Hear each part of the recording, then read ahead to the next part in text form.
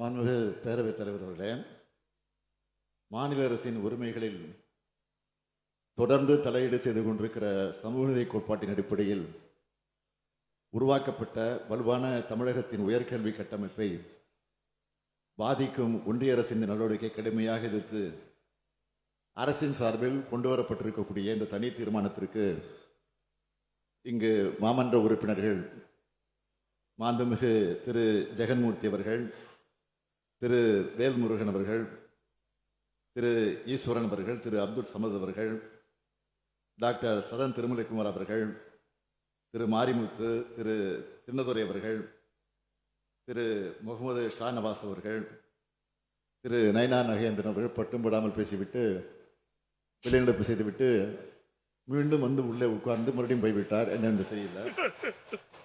அதேபோல் மதிப்புக்குரிய மாண்புமிகு உறுப்பினர் திரு ஜி கே மணி அவர்கள், மாண்புமிகு உறுப்பினர் திரு ராஜேஷ்குமார் அவர்கள், மாண்புமிகு அக்ரி எஸ் கிருஷ்ணமூர்த்தி அவர்கள், மாண்புமிகு திரு சிவிஎம் எம்பி ஏழுநரசன் அவர்கள் மற்றும் மாண்புமிகு உயர்கல்வித்துறை அமைச்சர் ஆகியோர் தங்களுடைய கருத்துக்களை அழுத்தமாக ஆணித்தரமாக அரசியல் தீர்மானத்திற்கு வலு சேர்க்கக்கூடிய வகையில் இங்கே பல்வேறு கருத்துக்களை எடுத்து வைத்திருக்கிறார்கள். அதற்காக என்னுடைய நன்றியை நான் தெரிவித்துக் கொள்கிறேன்.